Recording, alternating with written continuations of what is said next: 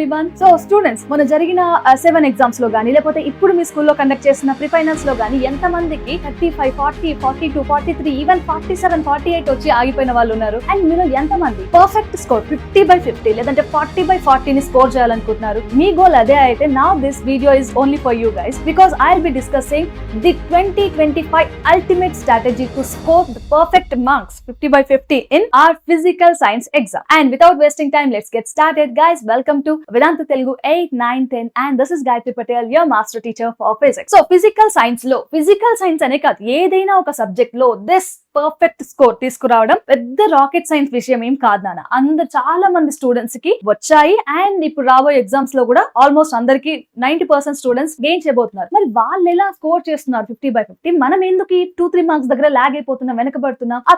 ఆ few gap ఏంటి అని అంటే, ఇక్కడ మీరు వచ్చే పాత్ మొత్తం కరెక్ట్ గానే ఉంది, కానీ మీరు కొన్ని విషయాలని ఫోకస్ చేయకపోవడం, కొన్ని విషయాలలో నెగ్లెక్ట్ చేయడం వల్ల ఆ మార్క్స్ లూజ్ అవుతున్నారు. సో అలాంటి విషయాలని ఈ వీడియోలో ఇప్పుడు అడ్రస్ చేయబోతున్నాను. ది 7 ఇంపార్టెంట్ పాయింట్స్ ని చూద్దాం. సో ఫస్ట్ వన్ ఏంటంటే, మాస్టర్ ది కోర్ టాపిక్స్. ఇదేం కొత్త విషయం కాదు, అయినా కూడా మనం ఎందుకు చేయలేకపోతున్నాం అని అంటే, మనం దీనికంత ఇంపార్టెన్స్ ఇవ్వం. ఒక చిన్న ఎగ్జాంపుల్ చెప్తానా. మీరు సినిమాలు ఎంతమంది చూస్తుంటారు? సో సినిమాలలో కొన్ని కాంపిటీషన్ సినిమాలు ఉంటాయి. ఏంటంటే సినిమాల్లో ఒక మన హీరో జాలీగా విలేజ్ లో హ్యాపీగా అటు ఇటు తిరుగుతూ ఉండే హీరో ఎలాంటి స్కిల్ పైన గానీ టాలెంట్ గానీ లేని ఒక పర్సన్ లాగా చూపిస్తారు. అండ్ అపోనెంట్ విలన్ ని స్ట్రాంగ్ పర్సన్ అండ్ ఏదైనా ఒక స్కిల్ లో చాలా ప్రొఫెషనల్, ఒక 5 to 10 years నుంచి ప్రాక్టీస్ చేస్తున్న ఒక ప్రొఫెషనల్ గా చూపిస్తారు. సో కట్ చేస్తే సినిమా లాస్ట్ క్లైమాక్స్ కి హీరోకి అండ్ ఆ ప్రొఫెషనల్ కి మధ్యలో కాంపిటీషన్ జరుగుతుంది. అండ్ సినిమాలో హీరో ఆ ప్రొఫెషనల్ ని, అంత స్ట్రాంగ్ పర్సన్ ని తన సింగిల్ హ్యాండ్ తో ఓడిస్తారు. ఇది ఎలా పాసిబుల్ అని అంటే, ఇక్కడ ప్రొఫెషనల్స్ అందరూ కూడా, ఈవెన్ మనం టాపర్స్ అనుకునే వాళ్ళు లేదంటే మీరు బాగా చదువుతారు అనుకునే వాళ్ళందరూ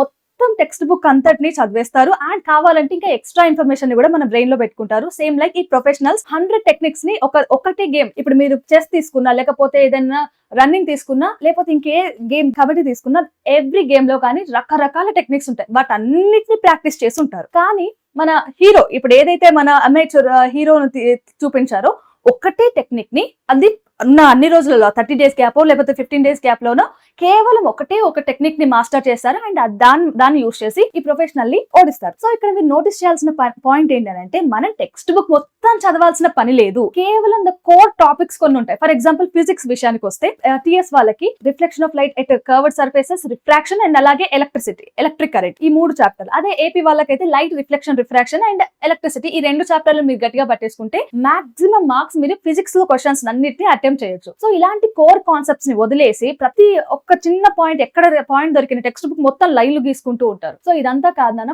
కోర్ కాన్సెప్ట్స్ మీద మాత్రమే హై వెయిటేజ్ చాప్టర్స్ ని ఫస్ట్ కంప్లీట్ చేయండి. దాన్ని మల్టిపుల్ రివిజన్ చేసిన తర్వాత ఇంకా వేరే టాపిక్స్ కి వెళ్ళండి. సో అంత ఇంపార్టెన్స్ ఉంది కోర్ టాపిక్స్ కి అండ్ హై వెయిటేజ్ టాపిక్స్ కి. అండ్ అలాగే ఫార్ములా అయింది కాన్సెప్ట్ క్లారిటీ వేరు, లేదంటే ఫార్ములాస్ అన్ని వేరు ఇప్పుడు అని అనుకుంటారు చాలా మంది. ఫర్ ఎగ్జాంపుల్, మీలో ఎంతమంది నేను కేవలం ఈ ఫార్ములా నేర్చుకొని, మిర్రర్ ఫార్ములా నేర్చుకొని లైట్, రిఫ్లెక్షన్, రిఫ్రాక్షన్ నుంచి వచ్చే ప్రతి న్యూమరికల్ ని అటెంప్ట్ చేస్తాను అన్న కాన్ఫిడెన్స్ తో ఉన్నారు? నిజం చెప్పాలంటే కేవలం ఫార్ములాస్ నేర్చుకుంటే మీరు న్యూమరికల్స్ ని సాల్వ్ చేయలేరు. ఇది మ్యాథ్స్ కాదు నాన్న. ఇక్కడ ఫిజిక్స్ అండ్ సైన్స్ లో కాన్సెప్ట్ ఉంటుంది, కాన్సెప్ట్ కి రిలేటెడ్ గా ఫార్ములాస్ ఉంటాయి. సో ఇవి 2 ఒకదానికొకటి చాలా బెస్ట్ ఫ్రెండ్స్ అనమాట. ఒకటి లేకుండా ఇంకొకటి లేదు. నువ్వు ఫార్ములాస్ మాత్రమే నేర్చుకొని నేను ఇచ్చిన ప్రతి న్యూమరికల్ ని సాల్వ్ చేస్తానంటే నీకు అల్టిమేట్ 90% ఆ ప్రాబ్లం రాంగ్ అయ్యే ఛాన్సెస్ ఉన్నాయి. ఎందుకంటే ఇప్పుడు ఫర్ ఎగ్జాంపుల్ నువ్వు మిర్రర్ ఫార్ములా నేర్చుకున్నావు, అంటే మ్యాగ్నిఫికేషన్ ఫార్ములా నేర్చుకున్నావు.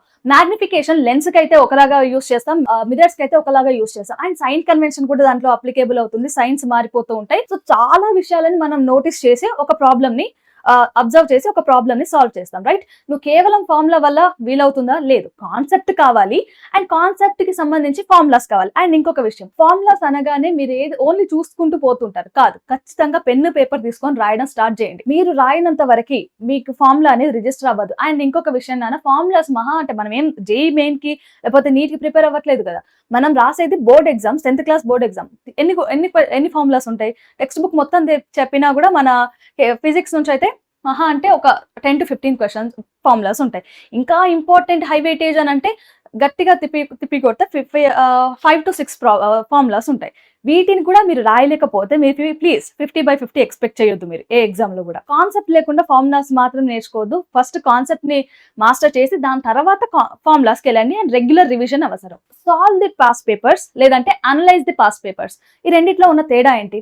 సరే, మీలో ఎంతమంది previous year question papers important అనగానే ఎంతమంది పేపర్ తీసుకొని క్వశ్చన్ ఆన్సర్ రాసుకుంటూ పోయారు? సో ఇక్కడ ఇది కాదు నాన్న విషయము. మనకి పేపర్స్ ని అనలైజ్ చేయడం తెలియాలి. ఎంతమంది మీలో జెన్యున్ గా ఆన్సర్ చేయండి. మీలో ఎంతమంది previous year question papers important అని అంటే ఓ 4 పేపర్లను ముందర పెట్టుకొని సో దీంట్లో ఎలా వచ్చాడు క్వశ్చన్స్, పేపర్ 2 లో ఎలా వచ్చినాయి, సో ఇందులో హై వెయిటేజ్ దేనికి ఇచ్చాడు, సో ఈ సెక్షన్ లో ఎలాంటి క్వశ్చన్స్ అడుగుతున్నాయి, ఏ టాపిక్స్ నుంచి రిపీటెడ్ గా అడుగుతున్నాడు అని ఎంతమంది అనలైజ్ చేశారు? సో ఇప్పుడు స్టూడెంట్ ఒక ఎగ్జామ్ లో మాస్టర్ చేయాలని అంటే ఓన్లీ టెక్స్ట్ బుక్ మొత్తాన్ని 4 సార్లు చదివితే వాళ్ళకి ఆన్సర్ రాదు. మీకు ఎప్పుడైతే క్వశ్చన్ పేపర్ ని అనలైజ్ చేసే ఎబిలిటీ వచ్చిందో అంటే సో ఈ ఇయర్ వచ్చే క్వశ్చన్ పేపర్ లో ఈ బిట్ లో ఈ టాపిక్స్ ఉండబోతున్నాయి, ఈ బిట్ లో ఈ టాపిక్స్ ఉండబోతున్నాయి అని మీరే ఒక ఓన్ క్వశ్చన్ పేపర్ క్రియేట్ చేయగలిగిన రోజున మీకు ఆ చాప్టర్, ఆ సబ్జెక్ట్ లో, ఆ ఎగ్జామ్ లో ఫుల్ మార్క్స్ రాబోతున్నాయి. సో ఇది ఎప్పుడు పాసిబుల్ అవుతుంది? కేవలం సాల్వ్ చేస్తూ కూర్చుంటే అవుతుందా? నో, అనలైజ్ చేయడం ఇంపార్టెంట్. సో ఇప్పటి నుంచి క్వశ్చన్ పేపర్లు కనిపిస్తే ఒక నోట్స్ తీసుకొని రాయడం కాదు, ఒక 2-3 పేపర్స్ తీసుకొని అనలైజ్ అబ్జర్వ్ చేయండి, రైట్? అండ్ అలాగే స్మార్ట్ రివిజన్ అంటే ఏంటన్నా?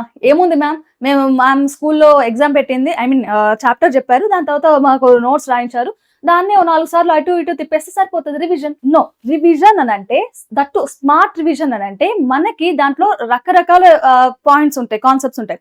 For example physics and chemistry తీసుకుంటే ఫిజిక్స్ లో కాన్సెప్ట్ తో పాటు మన థియరీతో పాటు మనకి డయాగ్రామ్స్ ఉంటాయి, అండ్ అలాగే యాక్టివిటీస్ ఉంటాయి, దెన్ ఫార్ములాస్ ఉంటాయి, రైట్? అండ్ కెమిస్ట్రీ విషయానికి వచ్చినా కూడా సేమ్ అక్కడ కూడా యాక్టివిటీస్ ఉంటాయి, and then balance, chemical equations ఉంటాయి, బ్యాలెన్సింగ్ చేయాలి, ఇలా రకరకాలుగా ఉంటాయి, రైట్? సో ఇప్పుడు నువ్వు థియరీ అని అనుకుంటే ఒక 4 సార్లు చదివితే సరిపోతుంది. మరి what about activities, what about diagrams, what about formulas, equations? ఇదంతా చదవడం వల్ల కాదు కదా, నువ్వు పేపర్ పెన్ తీసుకొని రాయడంతోనే అది స్టార్ట్ అవుతుంది. అండ్ దట్టు నువ్వు స్మార్ట్ రివిజన్ చేయాలి అని అంటే నీ దగ్గర రైట్ రిసోర్సెస్ ఉండాలి. పాయింట్స్ నేను లైన్స్ డ్రా చేసుకున్నాను మ్యామ్, అవే చదువుతాను. నో, ఇక్కడ మీకు ఒక కాన్సెప్ట్, ఒక చాప్టర్ చదువుకున్న తర్వాత దానికి సంబంధించిన ఓన్ నోట్స్ మీరు ప్రిపేర్ చేసుకోగలగాలి. ఒకవేళ మీరు ఆల్రెడీ ప్రిపేర్ చేసుకుంటే వాటిని కరెక్ట్ గా యూటిలైజ్ చేయండి, నెగ్లెక్ట్ చేయదు. ఇఫ్ ఇన్ కేస్ ఎవరైనా ఇంకా ఈ స్టేజ్ లో కూడా నోట్స్ మేకింగ్ కానీ లేదంటే ఇంపార్టెంట్ క్వశ్చన్స్ కానీ ఇలాంటి రిసోర్సెస్ కలెక్షన్ ఇంకా స్టార్ట్ చేయలేదు, దెన్ నో ప్రాబ్లం అన్న ఇంకా స్టార్ట్ చేయండి. అండ్ ఈ విషయంలో మన వేదాంత తెలుగు స్టూడెంట్స్ అయితే వెరీ లక్కీ, బికాస్ మన ఏ క్లాస్ తీసుకున్నా కూడా దానికి సంబంధించిన ఆ చాప్టర్ కి సంబంధించిన షార్ట్ నోట్స్ ఉంటుంది డిస్క్రిప్షన్ లో, అండ్ అలాగే టీచర్ రాసిన హ్యాండ్ రిటన్ నోట్స్ కూడా ఉంటుంది. సో ఇంతకు మించిన రిసోర్సెస్ మీకు మన వేదాంత స్టూడెంట్స్ కి అవసరం లేదని అనుకుంటున్నాను. ఇఫ్ ఇన్ కేస్ ఎవరైనా వీటిని ఎక్స్ప్లోర్ చేయకపోతే ఏ సెషన్ అయినా తీసుకొని ర్యాండమ్ గా రీసెంట్ గా జరిగే ఈ 1-2 months సెషన్ తీసుకొని కింద లింక్ క్లిక్ చేయండి, నోట్స్ మీకు అర్థం అవుతుందా లేదా అని అడగండి, అప్పుడు మాట్లాడుకుందాం. అండ్ అలాగే ఎక్స్పీరియన్సింగ్ ది ఎగ్జామ్ ఎన్విరాన్మెంట్. ఏం మ్యామ్ ఎక్స్పీరియన్స్ చేయడం ఏంటి? మేము ఎగ్జామ్స్ రాస్తున్నాం కదా అని అంటే, ఇప్పుడు మీరు రాసే ఎగ్జామ్స్ అన్ని కూడా ఎంతో కొంత కేర్ ఫ్రీగానే రాస్తున్నారు, బికాస్ మీ స్కూల్లో రాస్తున్నారు ఎగ్జామ్ ని, అండ్ అలాగే మీ ఓన్ టీచర్స్ మధ్య, మీ ఓన్ ఫ్రెండ్స్ మధ్యలో రాస్తున్నారు. సో ఇలాంటప్పుడు ఎట్లా ఉంటుందంటే ఏం కాదులే, ఏం చేస్తున్నా నడుస్తుంది అన్న ఒక ఫీలింగ్ వస్తుంది. అండ్ దట్టు ఇప్పుడు క్వశ్చన్ అడిగితే క్లాస్ లో ఆన్సర్ ఎవడైనా చెప్తారు, కానీ ఆ ఆన్సర్ ని ఎగ్జామ్ లో రాసేవాడే టాపర్, వాడికి మార్క్స్ వస్తాయి. సో ఇది ఎక్కడ ఫెయిల్ అవుతున్నాడు, ఎందుకు క్లాస్ లో చెప్పిన ఆన్సర్ ఎగ్జామ్ లో రావట్లేదు అని అంటే నీకు ఆ ఎగ్జామ్ టైమ్, సో మెల్లిమెల్లిగా టైం గడుస్తున్నా కొద్ది క్వశ్చన్స్ ఎక్కువ ఉన్నాయి ఆన్సర్ చేసేవి, ఈ స్ట్రెస్ ఎలా ఉంటుందో నీకు తెలియాలి. అండ్ ఈ స్ట్రెస్ లో నువ్వు క్వశ్చన్స్ ని రీకాల్ చేసుకోగలగాలి. అండ్ నీకు తక్కువ టైం ఉంటే ఒక లాంగ్ ఆన్సర్ ని ఏమేం పాయింట్స్ ఫస్ట్ పెట్టాలి, ఇదంతా క్లారిటీ నీకు ఎప్పుడు వస్తుంది? నువ్వు ఈ ఎగ్జామ్ ఎన్విరాన్మెంట్ ని ఎక్స్పీరియన్స్ చేసినప్పుడే అవుతుంది. అందుకే చెప్పేది మాక్ టెస్ట్ ఇవ్వండి, లేకపోతే వీలైనన్ని ఎగ్జామ్ రాయండి. సో ఇదే మీకు క్వశ్చన్ పేపర్ ని మిమ్మల్ని పరిచయం చేయడానికి కాదు, ఎగ్జామ్ ఎన్విరాన్మెంట్ ని మీకు పరిచయం చేయడానికి ఇవన్నీ చేసేది. సో ఈ విషయాన్ని కూడా జెన్యూన్ గా ఇవన్నీ ఫాలో అయ్యి రాయండి exam, then you will be very confident about the exam. And exam లో టైం మేనేజ్మెంట్ లేకపోతే ఏం చేయలేం నాన్న, మనం ఎంత కష్టపడ్డా టైం మేనేజ్ చేసుకోకపోతే మార్క్స్ లూజ్ అవుతారు. సో ఇప్పుడు మీకు ఎంత క్లారిటీ, ఒక కాన్సెప్ట్ మీద ఎంత క్లారిటీ ఉండాలని అంటే, ఇప్పుడు ఒక క్వశ్చన్ ఉంది, ఇప్పుడు ఒక like blue colours, what is the reason for the blue colour of sky అని అన్నారు. అది మనకి 1 mark క్వశ్చన్ కి అడుగుతాడు, 2 marks క్వశ్చన్ లో వస్తుంది, 4 marks, 8 marks, అది ఏ రకంగా ఏ సెక్షన్ లో అయినా రానివ్వండి. మీరు ఎంత బాగా దాన్ని కుదించి రాయగలుగుతున్నారు, లేదంటే ఎంత ఎలాబరేట్ చేసి రాయగలుగుతున్నారు. ఇది ఓన్లీ ఒక క్వశ్చన్ కనే కాదు, ప్రతి కాన్సెప్ట్ కి మీకు క్లారిటీ ఉన్నప్పుడే మీరు ఎగ్జామ్ హాల్లో కరెక్ట్ గా టైంని యూటిలైజ్ చేసుకోగలుగుతారు. అండ్ వన్ మోర్ థింగ్, మనకి ఏ పేపర్ తీసుకున్నా కూడా వన్ మార్క్ 2 మార్క్, దాని తర్వాత 4, దాని తర్వాత 5 ఇలా పెరుగుతూ పోతుంటాయి. సో ఏ సెక్షన్ని ఫస్ట్ అటెంప్ట్ చేయాలి, నా స్ట్రెంగ్త్ ఏంటి, నేను ఏది లాస్ట్ మినిట్లో ఏది అటెంప్ట్ చేయలేను అని అనుకుంటున్నారో దాన్ని ఫస్ట్ అటెంప్ట్ చేసేయండి. సో ఇది ఎప్పుడు తెలుస్తుంది, మీరు ఎగ్జామ్ రాస్తున్నప్పుడు మాత్రమే తెలుస్తుంది. ఓకే, టైం మేనేజ్మెంట్లో ఈ పాయింట్ కూడా ఇంక్లూడ్ చేసుకోండి. అండ్ పేపర్ ప్రజెంటేషన్ అనగానే మీకు మంచి ఒక పెద్ద పెద్ద కవులు రాసినట్టు మంచి మంచి లెటర్, మంచి హ్యాండ్ రైటింగ్తో రాయడం ఇది కాదు. హ్యాండ్ రైటింగ్ మీకు కేవలం అది అవతల వాళ్ళకి అర్థమయ్యేటట్టుగా ఉంటే సరిపోతుంది, కానీ అది నీట్గా ఉండాలి మీరు రాసేది. And at the same time theory మాత్రమే కాదు కదా, సెంటెన్సెస్ మాత్రమే కాదు కదా ఎగ్జామ్ పేపర్ అంటే, డయాగ్రామ్స్ ఉంటాయి, ఈక్వేషన్స్ ఉంటాయి, అండ్ యాక్టివిటీస్ ఉంటాయి. సో ఇలాంటి వాటిలలో మనము ఎంత మన స్మార్ట్నెస్ని యూజ్ చేస్తున్నాం. లైక్ మీకు కొన్ని కీవర్డ్స్ ఉంటాయి, వాటిని హైలైట్ చేయాలి. మీరు డయాగ్రామ్స్ ఉంటాయి, వాటిని క్లమ్జీగా కాకుండా నీట్గా డ్రా చేసి లేబులింగ్ చేయాలి. అండ్ అలాగే ఈక్వేషన్స్ ఉంటాయి, ఈక్వేషన్స్ని కూడా వేరే డిఫరెంట్ పెన్ యూజ్ చేసి హైలైట్ చేయడము. అండ్ మన ఫార్ములాస్ ఉంటాయి, ఫార్ములాస్ని న్యూమరికల్ రాసేటప్పుడు స్టెప్ బై స్టెప్ రాసుకుంటూ పోకుండా ఆ ఫార్ములాని హైలైట్ చేయడం, ఇలాంటివి చేయడం వల్ల కూడా మార్క్స్ పెరుగుతాయి. ఎగ్జామినర్కి మీ పేపర్ని దిద్దడానికి ఎంత తక్కువ టైం ఇస్తే మీకు అంత ఎక్కువ మార్క్స్ వస్తాయి. ఓకే, సో గైస్ ఇవాళ నేను చెప్పిన పాయింట్స్లో ఏ ఒక్కటి నచ్చినా కూడా ఇప్పటి నుంచే ప్రాక్టీస్ చేయడం స్టార్ట్ చేయండి. అండ్ మనకి ఇంకా టైం ఉంది కాబట్టి మీరు అలవాటు చేసుకోండి వీటిని. ఓకే, సో గైస్ ఇవన్నీ ఫాలో అయిన తర్వాత కూడా మనకి ఇంకా 50/50 ఎందుకు రాలేదు అని అడిగితే అప్పుడు ఛాలెంజ్ చేస్తున్నాను నాన్న, ఇంకా ఎందుకు రాలేదు అప్పుడు మాట్లాడుకుందాం మనం. And guys this is all about today's session. And all the best for your exams నాన్న, నెగ్లెక్ట్ చేయకండి, ఈ నిమిషం నుంచే స్టార్ట్ చేయండి చదవడం. And we all are with you. And మీకు రిసోర్సెస్ కావాలన్నా, క్లాస్ కావాలన్నా మన ఛానల్లో ఎప్పుడు అవైలబుల్గా ఉంటాయి. రిసోర్సెస్ విషయంలో అయితే వీఆర్ గివింగ్ 100% అష్యూరెన్స్ నాన్న. మీకు కావాల్సిన ఎవ్రీ పాయింట్ ఇన్ డీటెయిల్గా మేము మెన్షన్ చేస్తున్నాం. So try to explore them once. And bye guys, will meet with another interesting topic. And till then, bye.